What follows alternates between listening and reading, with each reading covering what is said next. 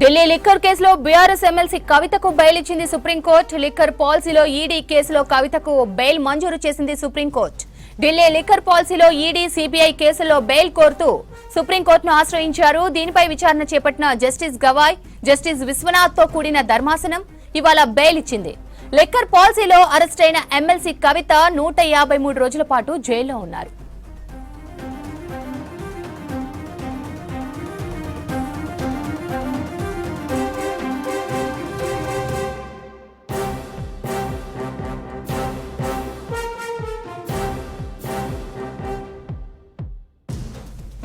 Delhi liquor కేసులో BRS MLC కవితకు bail ఇచ్చింది సుప్రీంకోర్టు. లిక్కర్ పాలసీలో ఈడీ కేసులో కవితకు బెయిల్ మంజూరు చేసింది సుప్రీంకోర్టు. ఢిల్లీ లిక్కర్ పాలసీలో ఈడీ, సిబిఐ కేసుల్లో బెయిల్ కోరుతూ సుప్రీంకోర్టును ఆశ్రయించారు. దీనిపై విచారణ చేపట్టిన జస్టిస్ గవాయ్, జస్టిస్ విశ్వనాథ్ తో కూడిన ధర్మాసనం ఇవాళ బెయిల్ ఇచ్చింది. లిక్కర్ పాలసీలో అరెస్టైన ఎమ్మెల్సీ కవిత 153 రోజుల పాటు జైల్లో ఉన్నారు.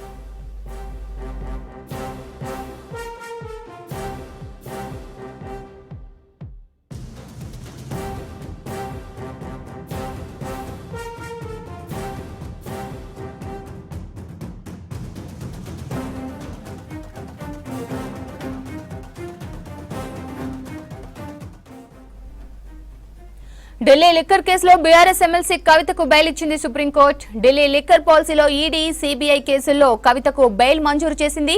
ఢిల్లీ లిక్కర్ పాలసీలో ఈడీ, సిబిఐ కేసుల్లో బెయిల్ కోరుతూ సుప్రీంకోర్టును ఆశ్రయించారు కవిత. దీనిపై విచారణ చేపట్టిన జస్టిస్ గవాయ్, జస్టిస్ విశ్వనాథ్ తో కూడిన ధర్మాసనం ఇవాళ బెయిల్ ఇచ్చింది. లిక్కర్ పాలసీలో అరెస్టైన ఎమ్మెల్సీ కవిత 153 రోజుల పాటు జైల్లో ఉన్నారు.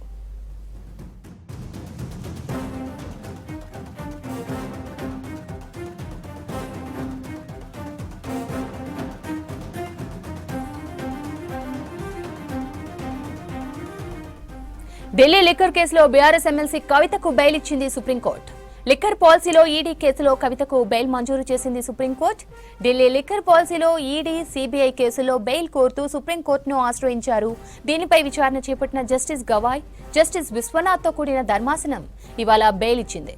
లిక్కర్ పాలసీలో అరెస్టైన ఎమ్మెల్సీ కవిత 153 రోజుల పాటు జైల్లో ఉన్నారు. కవితకు బెయిల్ కి సంబంధించి మరిన్ని డీటెయిల్స్ మదార్ అందిస్తారు. మదార్, కవిత బెయిల్ పై అప్డేట్స్ ఏంటి?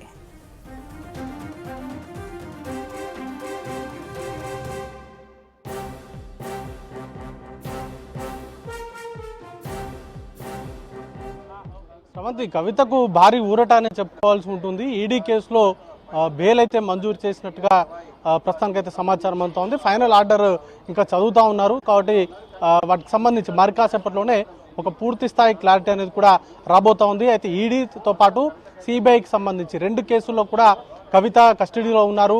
ఈ 2 కేసుల్లో కూడా బెయిల్ మంజూరు చేయాల్సిందిగా కవిత సుప్రీంకోర్టును ఆశ్రయించారు. గతంలో ట్రయల్ కోర్టును, హైకోర్టును ఆశ్రయించినటువంటి సందర్భంలో కవితకు ఎక్కడ కూడా ఊరట అనేది కూడా లభించలేదు. ప్రస్తుతం సుప్రీంకోర్టుకు సంబంధించి సుప్రీంకోర్టులో మాత్రం చాలా సుదీర్ఘంగా వాదనలు నడిచాయని చెప్పుకోవాల్సి ఉంటుంది. 1.5 hour నుంచి కూడా వాదనలు నడుస్తున్నాయి. కవిత ఒక మహిళగా బెయిల్ అర్హురాలు అంటూ కూడా కవిత తరపు న్యాయవాది ముకుల్ రోహిత్ కి వాదనలు వినిపించారు. దాంతో పాటు సుప్రీంకోర్టే ఈ కేసులో సహనిందితులుగా ఉన్నటువంటి అరవింద్ కేజ్రీవాల్ తో పాటు మనీష్ సిసోడియాలకు బెయిల్ మంజూరు చేశారు. కవిత కూడా బెయిల్ మంజూరు చేయాలి అంటూ కూడా తన వాదనలు వినిపించారు. అయితే కవితకు సంబంధించినటువంటి పాత్ర పైన, కవితకు బెయిల్ మంజూరు చేస్తే జరిగేటువంటి పర్యవసానాల పైన పూర్తిగా ఈడీకి సంబంధించి అడిషనల్ సోలిసిటర్ జనరల్ ఎస్వి రాజు వాదనలు వినిపిస్తూ కవితకు బెయిల్ మంజూరు చేయొద్దంటూ కూడా తన వాదనలు కొనసాగించారు. ట్రయల్ కోర్టులో, హైకోర్టులో ఏదైతే ఈడీ వాదనలు వినిపించిందో అవే వాదనలు మరొకసారి సుప్రీంకోర్టు ముందు వాదనలు వినిపించారు. గతంలో అక్యూజ్డ్ గా ఉన్నటువంటి వ్యక్తులు ఎవరైతే అప్రూవర్స్ గా మారారో అరుణ్ రామచంద్ర పిల్ల వంటి వ్యక్తుల్ని కవిత ఇన్ఫ్లుయెన్స్ చేశారు. దాంతో ఆయన ఏదైతే కన్ఫెషన్ స్టేట్మెంట్ తన అప్రూవర్ గా మారుతూ ఇచ్చినటువంటి స్టేట్మెంట్ ను వెనక్కి తీసుకున్నారు అనేటువంటి అంశాన్ని కోర్టు దృష్టికి తీసుకురావడంతో పాటు గతంలో కవిత ఫోన్లు సబ్మిట్ చేసేటువంటి సందర్భంలో ఫోన్లను ఫార్మాట్ చేసి ఎవిడెన్స్ ను డిస్ట్రాయ్ చేసే విధంగా తను వ్యవహరించారు. తనకు సంబంధించినటువంటి కండక్ట్ ఈ కేసుకు సంబంధించి పూర్తి స్థాయిలో ఆధారాలను ధ్వంసం చేసే దిశగా ఆమె ప్రయత్నాలు అనేది కూడా చేశారు. అలాగే నిందితులను బెదిరించారు అనేటువంటి అంశాలను కోర్టు దృష్టికి తీసుకొచ్చారు. వాటికి సంబంధించి కోర్టు నుంచి కొన్ని కీలకమైనటువంటి క్వశ్చన్స్ అయితే ఎస్వి రాజు ముందు ఈడీకి సంబంధించిన న్యాయవాదిని క్వశ్చన్ చేశారు పూర్తిగా. ఎందుకంటే సిబిఐకి ఈ కేసుకు సంబంధించి ఎవిడెన్స్ డిస్ట్రాయ్ అనేది ఫోన్ను ఫార్మాట్ చేసినంత మాత్రాన ఎవిడెన్స్ ని డిస్ట్రాయ్ చేసినట్టు కాదు అనేటువంటి కామెంట్ చేయడంతో పాటు వీటికి సంబంధించి కొన్ని కీలకమైనటువంటి అంశాలను అయితే చెప్పుకుంటూ వచ్చారు. ఫోన్లకు సంబంధించినటువంటి 10 ఫోన్లను మార్చారు, 11 ఫోన్లను సబ్మిట్ చేశారు అనేది ప్రధానంగా ఈడీకి సంబంధించినటువంటి వాదనలు నడిచాయి. అయితే వాటిని కూడా ఒక్కొక్కరు కౌన్సిలర్సే లాయర్లుగా ఉన్నటువంటి వారు కావచ్చు, లేకపోతే ఇప్పుడు ఇవాళ రేపు 1-2 ఫోన్లు వాడడం అనేది చాలా సర్వసాధారణం అయిపోయింది అనేటువంటి కామెంట్స్ అనేది కూడా పాస్ చేశారు. ఇక కొంత సెలెక్టివ్గా ఈ కేసుకు సంబంధించి వ్యక్తులను అక్యూజ్డ్గా అలాగే కొంతమందిని సాక్షులుగా అప్లోడ్స్గా ఇలా ఇష్టం ఉన్నట్టుగా పికప్ చేస్తున్నారంటూ కూడా ఈ కేసుకు సంబంధించి విచారణ తీరును కూడా సుప్రీంకోర్టు ధర్మాసనం తప్పుపట్టింది. అసహనం అనేది కూడా వ్యక్తం చేసినటువంటి పరిస్థితి. ఒకే కుటుంబానికి సంబంధించి మాగుంట శ్రీనివాసులు, మాగుంట రాఘవ ఇద్దరు కూడా ఈ కేసుకు సంబంధించి ఒకరేమో అక్యూజ్డ్ లిస్ట్ లో ఉన్నారు, ఒకరేమో సాక్షులకు సంబంధించినటువంటి జాబితాలో ఉన్నారు. అలాగే వీటికి సంబంధించి ఎలా పిక్ చేశారు అనేటువంటి క్వశ్చన్ కూడా సుప్రీంకోర్టు రేజ్ చేసింది. ఇక ఫైనల్ ఆర్డర్ కొద్దిసేపటి క్రితమే చదివారు. ఈడీ కేసులో సిబిఐ 2 కేసుల్లో కూడా కవితకు బెయిల్ మంజూరు అయినట్టుగా ప్రస్తుతానికైతే జడ్జిమెంట్ అనేది కూడా వచ్చింది.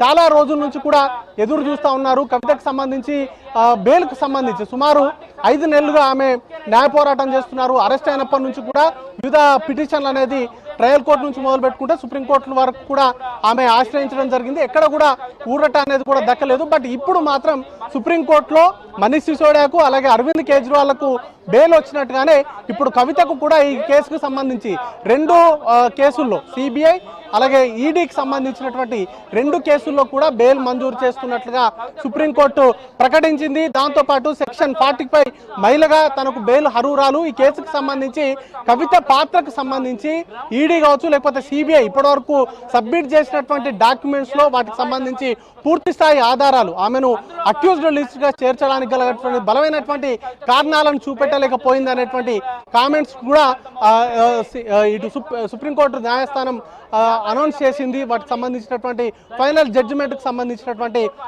ఆర్డర్ లో వాటికి సంబంధించినటువంటి అంశాలను అయితే చెప్పుకుంటూ వచ్చింది. సో ఓవరాల్ గా ఎన్నో రోజుల నుంచి 5 నెలలకు పైగా కస్టడీలో ఉన్నటువంటి కవితకు ఈ రోజుతోటి ఊరటైతే దక్కిందని చెప్పుకోవాలి. 2 కేసుల్లో కూడా కవితకు బెయిల్ మంజూరు చేస్తూ సుప్రీంకోర్టు సంచలనమైనటువంటి తీర్పునైతే విడుదల చేసింది. ఇప్పటికే ఈ కేసుకు సంబంధించి మెయిన్ పిల్లర్స్ గా ఉన్నటువంటి మెయిన్ అక్యూజ్డ్ గా ఉన్నటువంటి నిందితులు అరవింద్ కేజ్రీవాల్ కి ఈడీ కేసులో బెయిల్ మంజూరైంది. సిబిఐ సంబంధించినటువంటి కేసుకు సంబంధించి ఇంకా వాదనలు అనేది కూడా నడుస్తూ ఉన్నాయి. ఇంకా అరవింద్ కేజ్రీవాల్కి సంబంధించి సిసోడియాకు సంబంధించి 2 కేసుల్లో కూడా బెయిల్ మంజూరు చేశారు. తను ఇప్పుడు ప్రస్తుతం బెయిల్ పైన విడుదలై తను బయట ఉన్నారు. ఇప్పుడు కవిత కూడా బెయిల్ మంజూరు చేయడంతో కవిత కూడా ఈ రోజు విడుదలయ్యేటువంటి అవకాశాలు ఉన్నాయి. అయితే బెయిల్కి సంబంధించి కొన్ని షరతులు అయితే విధించేటువంటి అవకాశం ఉంది. దానికి సంబంధించి షరతులు విధించాల్సిందిగా ఇటు ఎస్వి రాజు కూడా కోర్టును అభ్యర్థించారు. ఎందుకంటే ఈ ఎవిడెన్స్ కి సంబంధించినటువంటి డెస్ట్రాయ్కి సంబంధించి ప్రధానంగా కవిత పైన ఆరోపణలు ఉన్నాయి కాబట్టి వాటికి సంబంధించి కావచ్చు లేకపోతే ఇతర అంశాలకు సంబంధించి కూడా కొన్ని షరతులు అయితే పెట్టేటువంటి అవకాశం ఉంటుంది.